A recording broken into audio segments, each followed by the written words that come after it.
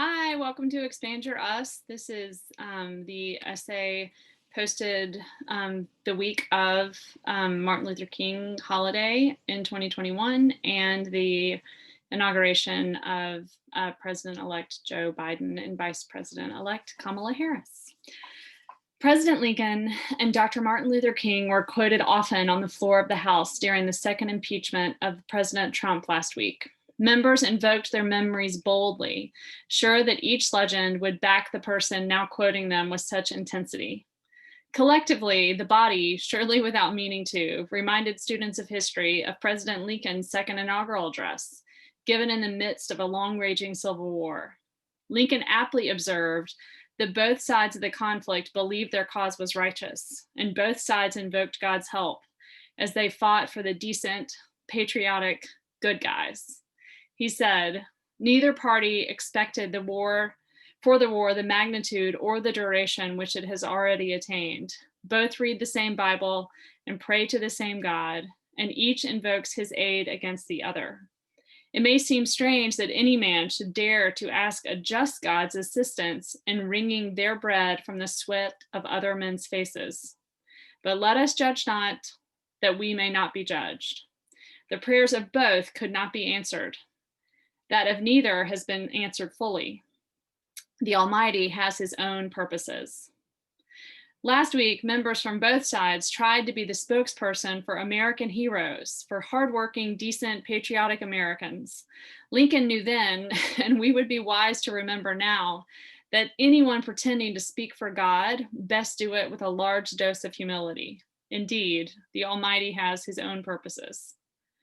Seeing the violent assault on the Capitol the Wednesday before last and the absurd posturing in the Capitol last Wednesday brings to mind the idea that each of us believes our cause, our action, our perspective is the best one. We think Lincoln would agree with us. We think Dr. King would agree with us. We think God agrees with us. We think we would have handled the Civil War with nobility and nuance. We think we would have marched with King. We look back to history and insert the myth of our own heroism.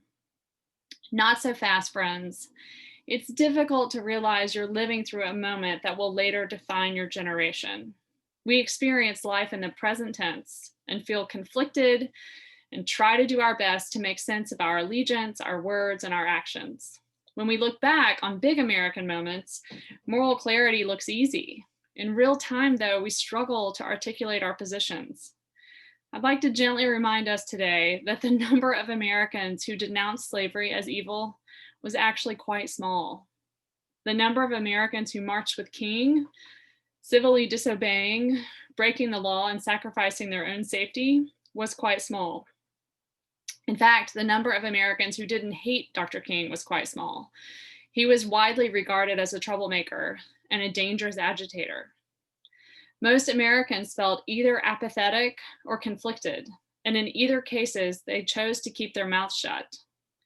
Our African American brothers and sisters led us in both instances to demonstrate what it looks like to know a thing is wrong, to articulate why it is wrong, and then to move with haste and courage to end that wrong.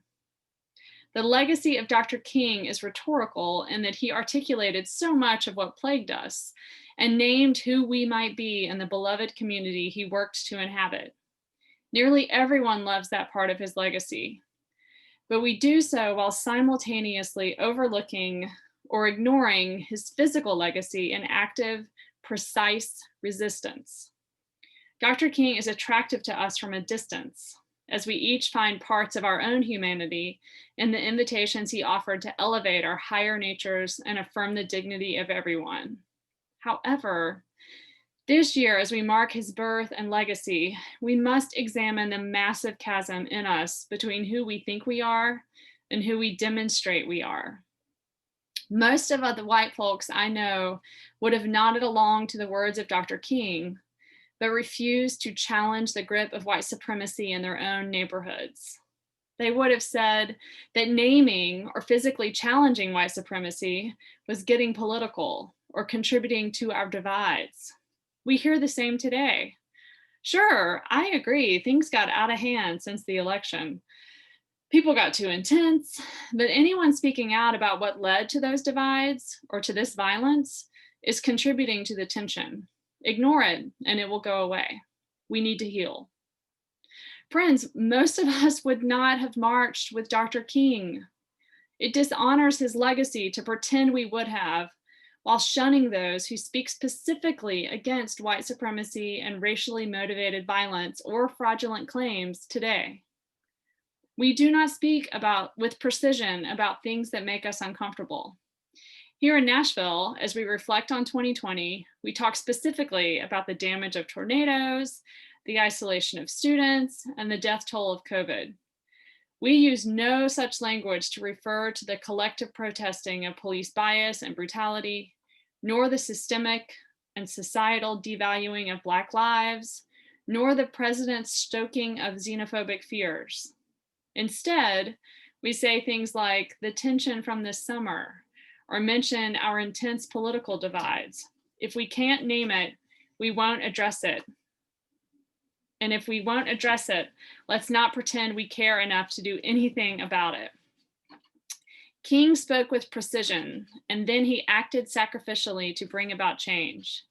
As presidential power transitions this week, I urge us to take the chance to reflect on our speech and our actions.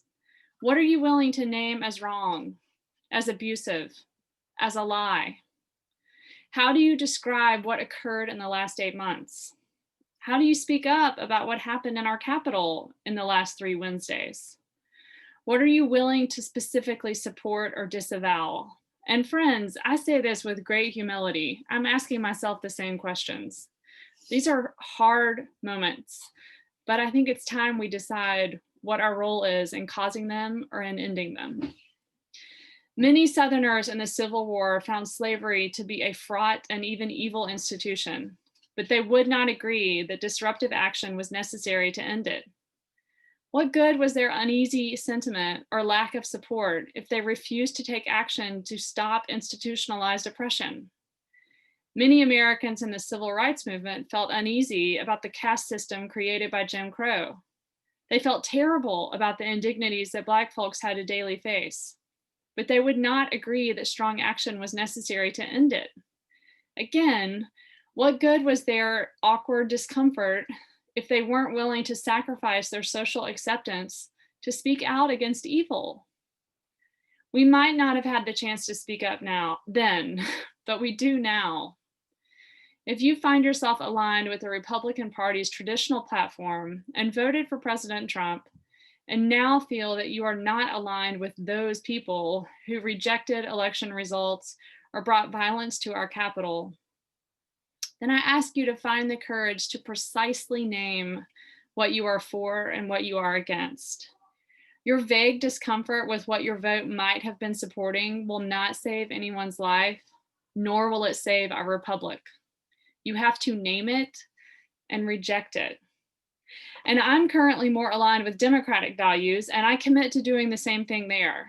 I will challenge specific behaviors that endanger the lives of others, that destroy the public trust through repeated injustice. As we remember King and keep hearing about Lincoln, let's be like the few Americans who went all in to affirm the better angels of our nature, and not like the majority who noticed the evil but took no action to stop it. I send this and say this and write this with as much humility as I know how to have. I'm broken and sad and praying as a person of faith that this will be a chance for us to name with precision what we're for and what we're against, what we'll handle and what we won't stand for. Be well, people.